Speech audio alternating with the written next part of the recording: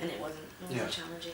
And obviously you were talking earlier about some of the rockier songs, and say one of the more popular ones, Alligator, has a wicked film clip. I wanted to know just quickly if anybody actually does that dance that you guys do at your concerts. Is it? We do, yeah. I mean, it's weird. I think actually not that often, but last night I actually saw people trying to do it, and it was boys, and I couldn't tell if they were like mocking us or if they were like really legitimately into it. And so, yeah. But it's really funny because I love making.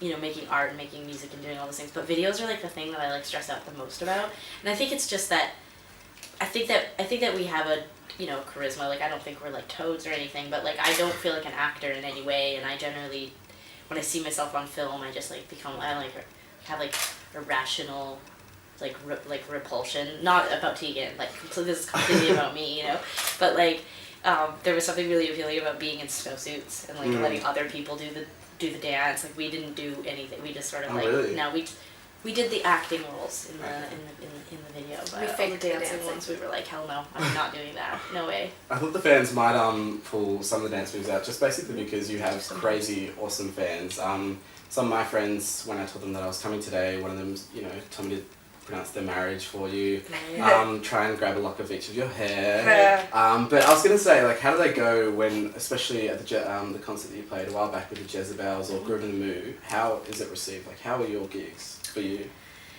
For the most part, our last 12 years have been full of amazing gigs and amazing slots, like opening for bands like The Killers and Neil Young and Ryan Adams. We've had great luck in support acts, like we've discovered the Jezebels here, and now they're doing so well and they're so amazing. We didn't discover them, but we discovered that they were a wicked band that we... Yeah, that's what I'm saying. We discovered them here. Like, we were like in Australia when we heard them. It wasn't it wasn't like we heard them on the radio. Like, we actually literally encountered them here, and that was really exciting. Like, you feel like it's like dumb luck, like another Australian band, Ann Horse. We played at a record store that Kate worked at, and that's how we met her and ended up finding out about her music. So there's just all these really amazing kind of universal moments, like, where you just like discover great music, and then you get to play on the same stage as those people, and it becomes part of why you do what you do. Like, at this point, it's not just the audience, and it's not just the need to make money.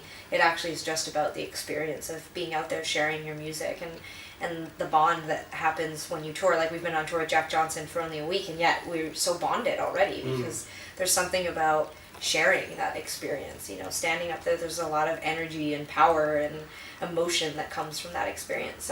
So I think even the worst gigs on the planet are still pretty interesting because you're still interacting with the audience in some way, even if it's not positive. So I was going to say one of my favourite gigs, obviously you didn't get to see it, but it was in '08 with Dallas Green from Sitting in Colour, and he kind of got up stage and sung with you guys. That looked amazing just from looking at the footage, but did you have one moment that's kind of stood out for you over the past 10 or so years? That's really hard. I mean, that's really incredibly hard. It's like 1,000 shows. Bang, go now. Yeah.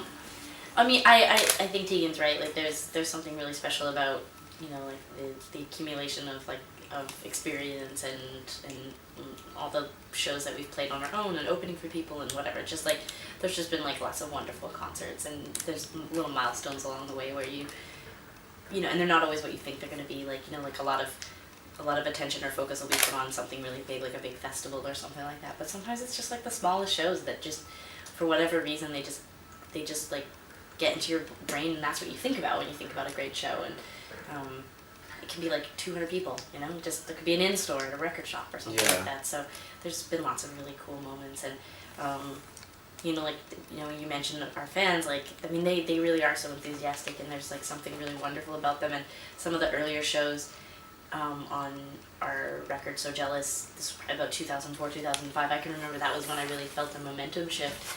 And we started doing a lot more of our own headline gigs in the US, and came over to Australia and toured in Europe. And those nights, maybe we'd be thrilled to get like 50 or 100 kids, and just that raw power of like just those kids like singing along to songs, like that was like really the first time in our career that I remember thinking like, oh, we're really building something. This is really authentic. We've been doing this for like 5 or 6 years, and it's working. It's taking a long time. It's taking like, a much longer time than we ever thought that it would. But it was I can remember thinking, oh, this is really working, and it